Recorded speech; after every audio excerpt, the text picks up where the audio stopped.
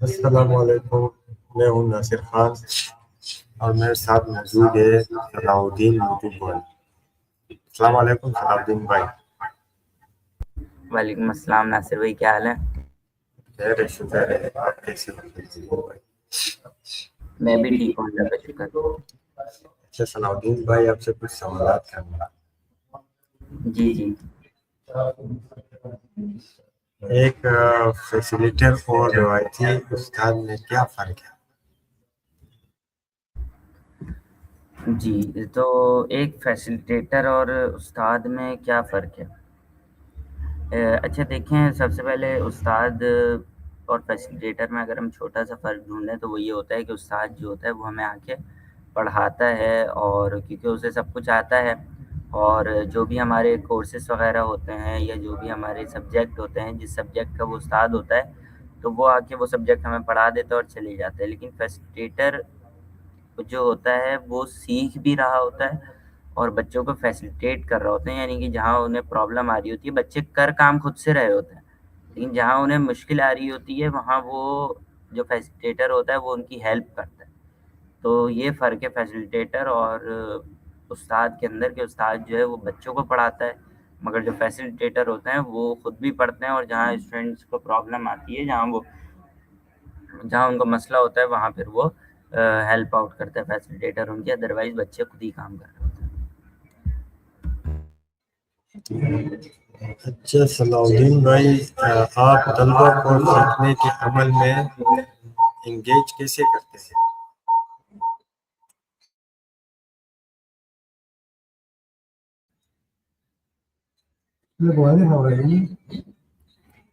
آپ طلبا کو سیکھنے کے عمل میں متحرک انگیج کیسے کرتے ہیں؟ اچھا، تو دیکھیں، میرا یہ خیال ہے کہ ناصر بھائی، کہ اگر آپ کسی بھی اپنے اسٹوڈنٹس کو پڑھا رہے ہوں یا انہیں کچھ بھی سکھا رہے ہوں، تو میرا خیال ہے کہ سب سے پہلے آپ کو ان سے دو طریقے ہوتے ہیں پڑھانے کے، ایک پیار سے آپ پڑھا سکتے ہیں اور ایک ڈانٹ ڈپٹ کے پڑھا سکتے ہیں۔ اچھا، میرا یہ خیال ہے کہ اگر آپ ان کو ڈانٹ ڈپٹ کے پڑھائیں گے، ان پہ غصہ کریں گے، تو وہ آپ سے پڑھ تو لیں گے، وہ ٹاسک بھی کر لیں گے، وہ سارے کام کر لیں گے، لیکن وہ مطلب آپ سے محبت نہیں کر پائیں گے یا آپ کی عزت نہیں کریں گے صحیح سے، یا جو چیز آپ چاہ رہے ہیں وہ ویسا جو ہے وہ کام نہیں کر پائیں گے۔ تو میرا یہ خیال ہے کہ دیکھیں، اب یہاں پر میں ایک مثال دینا چاہوں گا سر محسن راتھور کی۔ اچھا سر محسن جو ہیں وہ آپ نے دیکھا ہوگا کہ کبھی بھی غصہ نہیں کرتے ہیں، یا ہم ڈانٹ ڈپٹ نہیں کرتے ہیں، یا کوئی چیز پڑھاتے ہیں تو آرام سے پڑھاتے ہیں، آرام سے سکھاتے ہیں۔ تو میرا خیال ہے کہ آپ لوگ ان سے کتنی محبت کرتے ہیں، ان کی عزت کرتے ہیں، لیکن اگر ایسے ہی ہم باقی استادوں کو دیکھیں، باقی اسکولس کے، تو اگر آپ یہ دیکھیں تو اس میں یہ ہوتا ہے نا کہ مطلب بچہ جو ہوتا ہے وہ ماں باپ سے بھی برائیاں کر رہا ہوتا ہے استاد کی، کہ یار ہمارا استاد اچھا نہیں ہے، ہمیں مارتا ہے، ہمارا پڑھنے کا دل نہیں چاہتا۔ اور کچھ بچے ایسے بھی ہوتے ہیں جو کہتے ہیں کہ یار اس کو یہ ہو جائے، وہ ہو جائے، اس کا ایکسیڈنٹ ہو جائے۔ اور بچے جو ہیں وہ اکثر کلاس میں بیٹھ کے یہ دعا بھی کر رہے ہوتے ہیں کہ یار ہمارا جو ہے نا وہ آج استاد ہی نہ آئے، آج ایبسنٹ ہو جائے۔ تو اس لیے جو ہے وہ میرا خیال ہے کہ بچوں کو پیار سے پڑھایا جائے تو وہ انگیج بھی رہتے ہیں، وہ آپ کی بات کو سمجھتے بھی ہیں، چیزوں کو سمجھتے بھی ہیں، اور یہی چیز بہتر ہے۔ وہ ایڈمیشن کے لیے آئے جلدی سے جائیں۔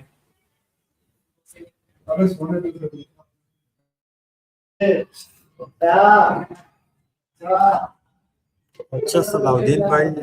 مشکل میں یا شرارتی طالب علم آپ کیسے کرتے ہیں؟ سوری ناصر بھائی، شور ہو رہا ہے، مجھے آپ کی آواز نہیں آئی۔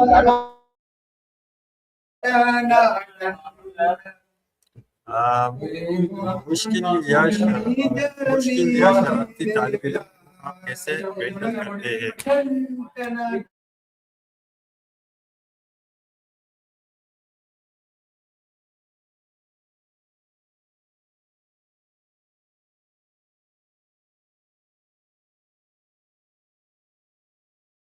جی، تو دیکھیں،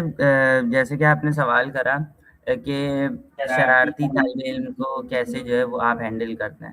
تو دیکھیں میرا یہ خیال ہے کہ شرارتی بچے یا جو بچے پڑھائی میں اچھے نہیں ہوتے ہیں وہ ٹیچر کے نا دل کے سب سے زیادہ قریب ہوتے ہیں۔ وہ کیوں؟ دیکھیں ٹاپر جو ہوتا ہے وہ مطلب جیسے جو بچے بہت اچھا پڑھتے ہیں وہ استاد نے ایک بار کہہ دیا، اب وہ صحیح ہے بھائی اس نے کام کر لیا، لیکن جو کام نہیں کر رہا ہوتا استاد اس کا نام بار بار لیتا ہے، اسے اپنے پاس بٹھا کے کام کرواتا ہے، مارتا زیادہ ہے، تو استاد کو نا تھوڑی محبت اس سے زیادہ ہو جاتی ہے بچے سے۔ اب جیسے کہ میں کالج میں جب آیا تھا تو مجھے بھی بہت بچوں نے تنگ کیا، جیسے مولا بخش ہے، تو مولا بخش جو ہے وہ مطلب میرے بھائیوں کی طرح ہی ہے بالکل، لیکن مجھے ٹاسک میں تنگ بہت زیادہ کرنا یا پریشان بہت زیادہ کرنا، تو مجھے ان سے دلی محبت بھی ہے، مطلب ہم لوگ ایسے بھائیوں کی طرح رہتے ہیں جیسے گھر میں بھائی رہتے ہیں، آپس میں جو ہے وہ زور آزمائی بھی کر لیتے ہیں اور ایک دوسرے کو دھکا بھی دے دیتے ہیں، مطلب بالکل بھائیوں والا ہے۔ تو مطلب کہ جو استاد اگر کوئی ایسا بچہ آپ دیکھتے ہو کہ آپ بہت زیادہ شرارت کر رہا ہے وہ، یا وہ بہت زیادہ یعنی کہ پڑھائی میں اچھا نہیں ہے، تو میرا خیال ہے کہ آپ اسے اگر توجہ زیادہ دینا شروع کر دیں گے تو وہ بہتر سے بہترین ہوتا جائے گا۔ لیکن یہ مارنا یا اس کو دھمکیاں دینا کہ اسکول سے نکال دیں گے، میرا خیال ہے کہ یہ صحیح نہیں ہے، اور ہر بچے کا حق ہوتا ہے تعلیم اسے ملے، لیکن اب پتہ نہیں کہ ہمارے جو تعلیمی نظام ہے وہ اس چیز کو کیوں نہیں سمجھتا ہے صحیح سے۔ تو میرا یہ خیال ہے کہ ہمیں جو ہے وہ اس چیز کو بہتر کرنا چاہیے، اور جو بچے نہیں صحیح سے کر پاتے، نہیں سیکھ پاتے، تو انہیں اسپیشل جو ہے وہ کیا کہتے ہیں کانسنٹریٹ کریں، اگر ہم ان کے اوپر ان کے مسئلے کو سمجھیں۔ اکثر بچے ایسے ہوتے ہیں جو پڑھائی کے اوپر اس لیے دھیان نہیں دے پاتے کیونکہ ان کے گھر کی طرف سے ان کے بیک گراؤنڈ جو ہوتا ہے، یعنی کہ ان کے گھر، ان کا فیملی، وہاں کا ماحول اچھا نہیں ہوتا۔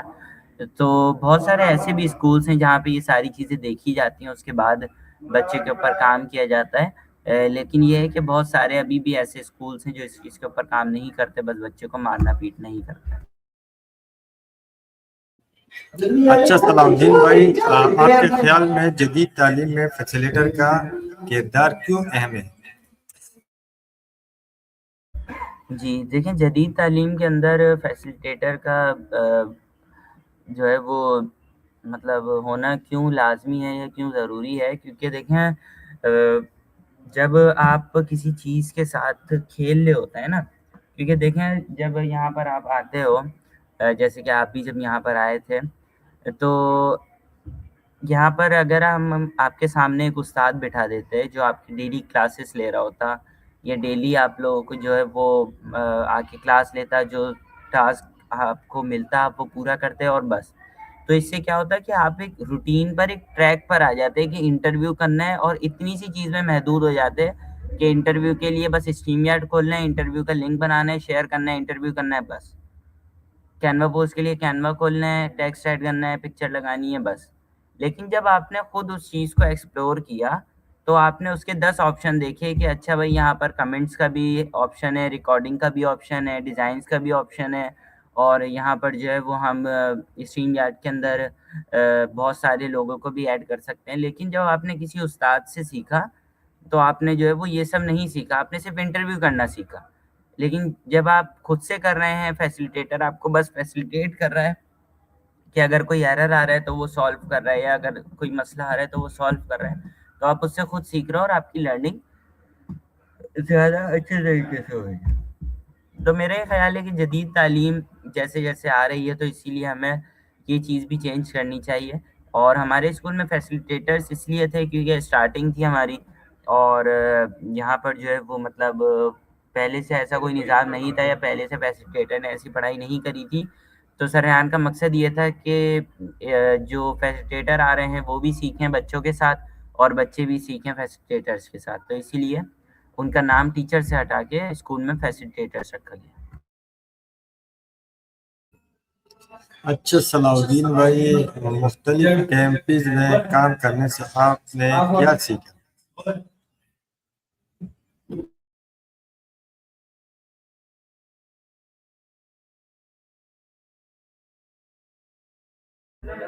اچھا دیکھیں ناصر بھائی،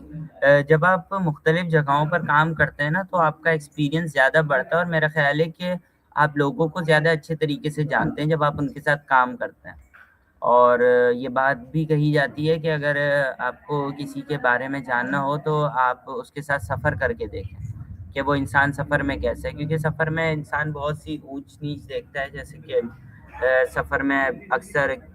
مطلب انسان پریشان بھی ہوتا ہے، ٹینشن میں بھی ہوتا ہے، تو ہر طریقے سے اس کا پتہ چل جاتا ہے۔ ایسے ہی جب ہم کسی چیز کے لیے سفر کرتے ہیں یا کسی اور جگہ جا کر کام کرتے ہیں تو ہمیں لوگوں کا پتہ چلتا ہے، لوگوں کے مزاج کے بارے میں پتہ چلتا ہے۔ جب میں کورنگی کیمپس میں تھا تو مجھے ایسا لگتا تھا کہ یار سب کچھ حلوہ ہے اور بس کوئی آفس والا ماحول نہیں ہے، اور مطلب ہم لوگ اس ٹائم پہ اسٹوڈنٹ تھے، میری جب فرسٹ انٹرنشپ لگی تھی DIDX میں، تو یار ایسا کچھ بھی نہیں ہے، بس ہمیں یہاں پر آنا ہے، کام کرنا ہے بس، اور کیا کام ہے، بس ٹاسک کمپلیٹ کر لیے۔ لیکن جب میں DIDX گیا تو وہاں پر آفس والا ماحول ملا، وہاں پہ جو ہے وہ وہاں کے سر تھے اور سر شہریار تھے، ان سے ویڈیو ایڈیٹنگ سیکھی، تو مطلب کافی زیادہ لرننگ ہوئی، اور وہاں پر ٹائم سے پہنچنا، ٹائم سے جانا اور ٹائم سے پہلے آنا اور اینڈ میں پوری رپورٹ دینا، تو یہ ساری چیزیں سیکھی، یعنی کہ ٹائم مینجمنٹ آئی۔ پھر اس کے بعد جب انٹرنشپ لگی ریحان اسکول منور کیمپس میں، تو ریحان اسکول منور کیمپس میں اسٹارٹنگ میں ہمیں بہت زیادہ پرابلم ہوئی، ہم نے بہت زیادہ مشکلات فیس کریں، کیونکہ ہم لوگ جو ہیں وہ ریحان اسکول کے فرسٹ بیچ تھا، اور میں مطلب یہ بات بھی سب کو پتہ ہے آئی تھنک کہ ہم لوگ ریحان فاؤنڈیشن کے سمجھ لیں کہ ایک طریقے سے لاڈلے اسٹوڈنٹ تھے سب کے، کیونکہ ہم لوگ بہت پہلے سے تھے، جب کوئی بھی نہیں تھا تب ہم لوگ تھے ریحان اسکول میں، اور الحمدللہ ابھی تک کے ہیں، جرنی ہماری چل رہی ہے۔ تو ایک طریقے سے جیسے جو پرانے بچے ہوتے ہیں ان کے ساتھ ایک لگاؤ ہوتا ہے، تو ہمارا باقی جو ہمارے اسٹاف تھا ان کا ہمارے ساتھ ایک بہت زیادہ لگاؤ تھا، بہت زیادہ آپس میں محبت سے بات کرنا۔ جب منور کیمپس گئے تو وہاں پہ ہمیں کچھ لوگ چینج ملے اور کچھ نئے لوگ ملے، تو ہمیں وہاں پہ کافی زیادہ پریشانی ہوئی، اور مطلب لیکن تقریباً 2 مہینے کے بعد وہ ماحول ٹھیک ہوا۔ پھر ہم لوگوں نے مس رباب کے ساتھ کام کرا، ایکسپیرینس بہت اچھا رہا، اور ایکسپیرینس مطلب اگر آپ ان سے بھی پوچھیں تو کافی اچھا تھا۔ لیکن پھر ہمارا کیمپس چینج ہوا، ہم لوگ DIDX گئے، پھر وہاں سے کچھ مطلب سمجھ لیں کہ کچھ بہت اچھی چیزیں ہوئی، جو میرا خیال ہے کہ میری زندگی کا ایک بہت بڑا چینج تھا، اور شاید ہمیشہ کے لیے وہ رہے۔ پھر اس کے بعد جب وہاں پر ہم لوگ کے 3 منتھس کمپلیٹ ہو گئے DIDX میں، تو منور کیمپس دوبارہ سے بلوچ کالونی شفٹ ہو گیا۔ پھر اس کے بعد وہاں پر ہم لوگ کی انٹرنشپ چلی ایز اے فیسیلیٹیٹر، ہم لوگ پورے کیمپس کو دیکھتے تھے، مس رباب کی ہیلپ آؤٹ کرتے تھے۔ تو پھر اس کے بعد ہم لوگ واپس کورنگی کیمپس شفٹ ہو گئے، اور پھر اس کی جب کورنگی کیمپس شفٹ ہو گئے پھر وہاں سے سر ریحان اللہ والا کے گھر پہ انٹرنشپ لگی، وہاں پر کام کیا، پھر سر محسن راتھوڑ کے پاس انٹرنشپ کری۔ تو مطلب اوور آل اگر میں بتاؤں آپ کو تو بہت زیادہ اچھا ایکسپیرینس تھا، بہت زیادہ لوگوں سے ملے، اور میں اللہ تعالیٰ کا بہت زیادہ شکر گزار ہوں کہ مجھے اتنے اچھے لوگ ملے اپنی زندگی کے اندر، ان کے ساتھ کام کرنے کا موقع ملا، سر محسن، سر عمران، اور سب سے زیادہ شکریہ میں سر ریحان کا ادا کرنا چاہوں گا کہ انہوں نے مجھے اس قابل سمجھا کہ اپنی ٹیم میں اپنے فاؤنڈیشن کے اندر شامل کرا، اور میں ابھی اپنی صلاحیتیں انجام دے رہا ہوں، اور بس کچھ لوگوں سے مجھے ابھی بھی شکایتیں ہیں، لیکن یہ ہے کہ اوور آل ایکسپیرینس جو ہے وہ بہت زیادہ اچھا تھا، اور بہت زیادہ مطلب مجھے سیکھنے کو ملا۔ اچھا صلاح الدین بھائی، کورنگی اور منور کیمپس کے طلبہ میں آپ نے کیا فرق محسوس کیا؟ اچھا دیکھیں، منور کیمپس کی اگر ہم بات کریں تو منور کیمپس ایک اسٹیبلشڈ کہہ سکتے ہیں ہم، یا ہم کہہ سکتے ہیں کہ ایک سیٹل کہہ لیں گے، یا بالکل مطلب ایک طریقے سے بالکل چلتا ہوا کیمپس ہے، اور اس کیمپس کو چلنے میں بھی ٹائم لگا۔ میں نے آپ کو بتایا کہ جب وہ اسٹارٹنگ تھی اس کی تو ہم لوگ وہاں پر تھے اور وہاں پر اس کیمپس کو سنبھال رہے تھے، تو ہم لوگوں نے بہت سی مشکلات فیس کریں، اور تقریباً 1.5 سے 2 سال اس کیمپس کو لگے کہ آج وہ اس قابل ہے کہ اس کے اندر بہت سارے اسٹوڈنٹس ہیں۔ اس چیز میں مس رباب کا بہت بڑا ساتھ ہے، اور ان پیرنٹس کا جو ہمارے اوپر ٹرسٹ کرتے ہیں، اور ہمارے ساتھ تو اس ٹائم سے ساتھ ہیں۔ باقی اورنگی ٹاؤن کیمپس ابھی نیو کیمپس کھلا تھا اور وہاں پر بھی میری ڈیوٹی لگی، اس کیمپس کو دیکھنا ہے کہ وہاں پر کیا ایشوز ہیں، کیا کیا مسئلہ ہیں۔ تو وہاں پر بھی تقریباً میں نے 2 منتھس ورک کیا اور الحمدللہ اس کیمپس کو بھی مطلب سمجھ لیں کہ ایک ڈاؤن سے مطلب اتنے سے اتنا کرنے میں جو ہے وہ بہت زیادہ محنت لگی۔ میرے ساتھ اسامہ تھے اور مولا بخش کے ساتھ تھے، عرفان بھی تھے، تو مطلب ایکسپیرینس بہت اچھا تھا، عبداللہ تھا۔ تو ان سب کے ساتھ مل کر جو ہے وہ ہم نے کیمپس کو بہتر کرنے کی کوشش کری، لیکن پھر وہاں پر کچھ میرے ساتھ مسائل ہو گئے تھے جس کی وجہ سے مجھے وہ کیمپس فوری طور پر چھوڑنا پڑا، اور کچھ اندرونی مسائل بھی تھے، کچھ مطلب جیسے کہہ سکتے ہیں کہ میری طبیعت خراب ہو گئی تھی، تو اس لیے میں اتنی دور جا نہیں سکتا تھا، ٹھنڈ بھی تھی، اور پھر یہ تھا کہ اتنی ٹھنڈ میں جا نہیں سکتا تھا، وہاں رک نہیں سکتا تھا کیونکہ میری طبیعت ٹھیک نہیں تھی، میرے اسٹمک میرے معدے کا بھی مسئلہ تھا۔ تو کافی زیادہ مسئلوں کے بعد اینڈ میں یہ فیصلہ ہوا کہ آپ کو یہیں پر ہی بلا لیا جائے گا۔ تو وہاں کا ایکسپیرینس بھی بہت اچھا تھا اور بہت زیادہ خوشی ہوئی۔ مس ہنا ہے وہاں پر، وہ کیمپس کو چلا رہی ہیں، اور مطلب بہت زیادہ ہر جگہ بہت زیادہ انجوائے کرا۔ بس یہی فرق ہے کہ وہ کیمپس ابھی نیو ہے اور یہ کیمپس ابھی پرانا ہے، تو بچوں وغیرہ کا فرق ہے، باقی تو سب ویسے ہی ہے جیسے کیوریکلم یہاں پر ہے وہی ویسے ہی پہ۔ اچھا صلاح الدین بھائی، یہ ریحان فاؤنڈیشن کی تعلیمی ماڈل کی خاص بات کیا ہے؟ جی تو دیکھیں اس جی یہ جو ریحان فاؤنڈیشن کا کیوریکلم ہے، یہ اس کا مین مقصد یہ ہے کہ بچے کمانا شروع کر دیں اور بچوں کے اندر کانفیڈنس آ جائے۔ آنے والا وقت ایسا ہے کہ یہ جو قائد اعظم کی پیدائش کب کی تھی، وہ پیدا کب ہوئے تھے، کہاں پر ان کا انتقال ہوا، کیٹو کی پہاڑی کی جو ہے وہ ہائٹ کتنی ہے، کیٹو پہ ابھی تک کے کون کون گیا ہے، اور پاکستان کے کتنے صوبے ہیں، کتنے دریا ہیں، کتنے سمندر ہیں۔ تو میرا خیال ہے کہ یہ تعلیم بہت زیادہ پرانی ہو گئی ہے اور اب ہمیں اس چیز سے نکل جانا چاہیے۔ اگر آپ کسی بھی انٹرویو دینے جاتے ہیں کسی بھی کمپنی کے اندر، تو مجھے کوئی ایک بندہ ایسا دکھا دیں جو یہ پوچھتا ہو کہ قائد اعظم کی پیدائش بتاؤ، یا مجھے ایک مضمون لکھ کے دکھاؤ قائد اعظم کے اوپر، ایک اپلیکیشن لکھ کر دکھاؤ۔ تو ابھی تک کہ اگر ہم اسی چیزوں کے اندر پھنسے رہیں گے، وہی کام کرتے رہیں گے، تو دیکھیں میں یہ نہیں کہتا کہ آپ کو جو ہے وہ یہ ساری چیزیں نہیں پتہ ہوں، لیکن جب یہ ساری چیزیں اتنی آسان ہو گئی ہیں کہ آپ کے ہاتھ میں ایک ٹول ہے چیٹ جی پی ٹی، آپ اس سے پوچھ کے ایک دن میں ہی ساری انفارمیشن کر سکتے ہو، تو آپ کو اتنی کلاسز پڑھنے کا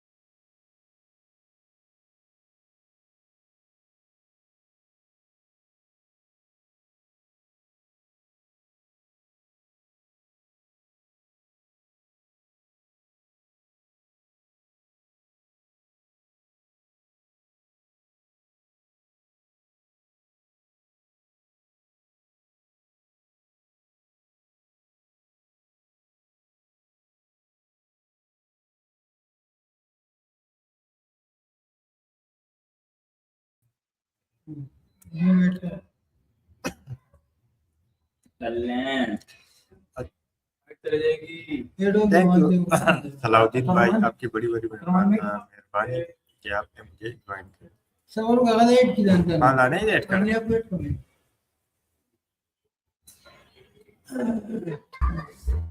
صلاح الدین بھائی، آپ کی بڑی بڑی مہربانی، شکریہ، تھینک یو. اوکے اللہ حافظ.